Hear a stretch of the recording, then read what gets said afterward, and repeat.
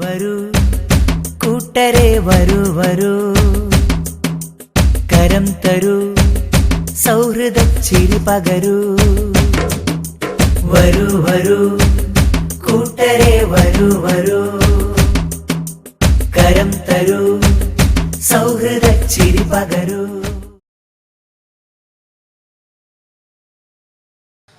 ബിസ്മില്ലാഹിർ റഹ്മാനിർ റഹീം. അൽഹംദുലില്ലാഹി റബ്ബിൽ ആലമീൻ. അല്ലാഹുമ്മ സ്വല്ലി അലാ സയ്യിദിനാ മുഹമ്മദിൻ വഅലാ ആലിഹി വസഹ്ബിഹി അജ്മഈൻ.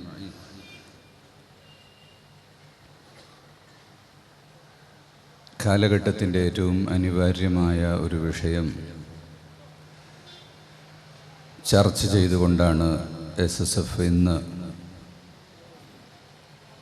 മാനവ സംഗമങ്ങൾ,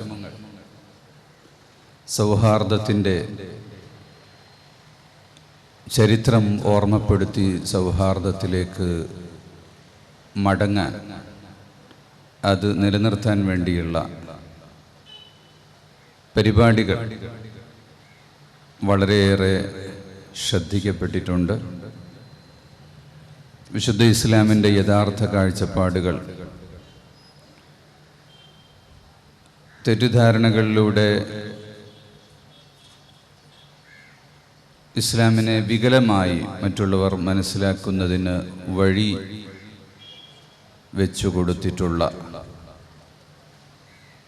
ഒരു കാലഘട്ടത്തിൽ വിശുദ്ധ ഇസ്ലാമിൻ്റെ യഥാർത്ഥ മുഖം ലോകത്തിന് മനസ്സിലാക്കി കൊടുക്കേണ്ടത് വളരെ അനിവാര്യമാണ്.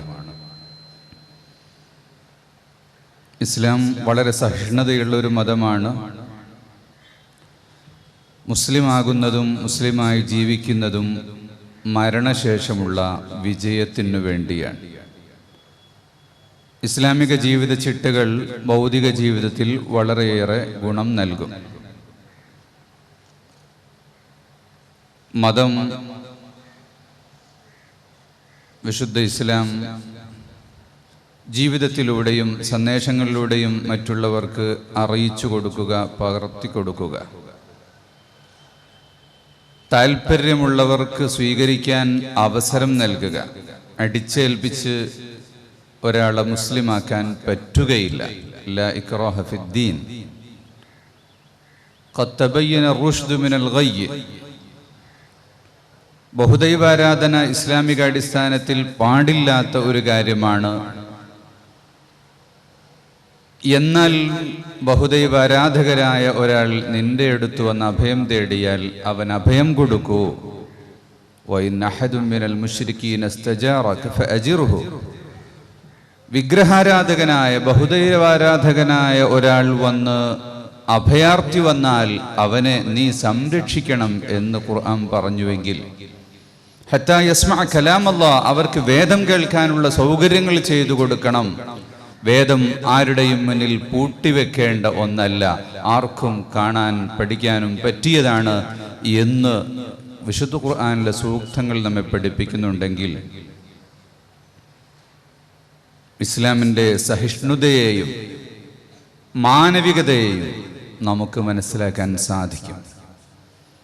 അത് പൂർവ ചരിത്രങ്ങളിൽ നിന്ന് കോഴിക്കോടിൻ്റെ കടലോരത്ത് ഈ ഒരു പ്രോഗ്രാം സംഘടിപ്പിക്കുമ്പോൾ ഇവിടെ കാണുന്ന ഈ സമുദ്രം, ഈ തിരമാലകൾ, ഇവിടെ പിറകിൽ കാണുന്ന പഴയ കപ്പൽ ജെട്ടിയുടെ കടൽപ്പാലത്തിൻ്റെ അവശിഷ്ടങ്ങൾ നമ്മോട് പറയുന്ന കഥകൾ, അത് ഈ ലോകത്തിന് പറഞ്ഞു കൊടുക്കേണ്ടതും അറിയിക്കേണ്ടതും ആ ചരിത്രത്തെ അയവിറക്കേണ്ടതും വളരെ അനിവാര്യമായ ഒരു ഘട്ടത്തിൽ തന്നെയാണ് ഈ പരിപാടി സംഘടിപ്പിക്കപ്പെട്ടിട്ടുള്ളത്.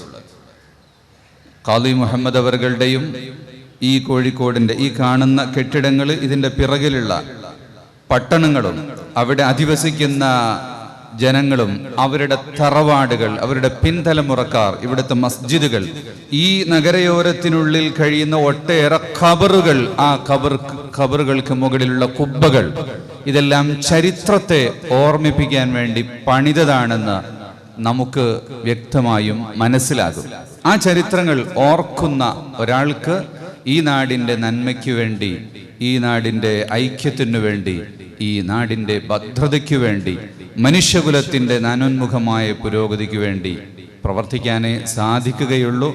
ആ മേഖലയിൽ നമ്മുടെ ഈ ഒരു പദ്ധതിയും പ്രവർത്തനവും വളരെ വലിയ പ്രതിഫലാത്മകമായ ഒരു കർമ്മമായി അള്ളാഹു സ്വീകരിക്കട്ടെ എന്ന് പ്രാർത്ഥിച്ചുകൊണ്ട് ബിസ്മില്ലാഹിർ റഹ്മാനിർ റഹീം എന്ന തിരുവചനത്തിൽ ഈ പരിപാടി ഉദ്ഘാടനം ചെയ്തുകൊണ്ട് അവസാനിപ്പിക്കുന്നു. അസ്സലാമു അലൈക്കും.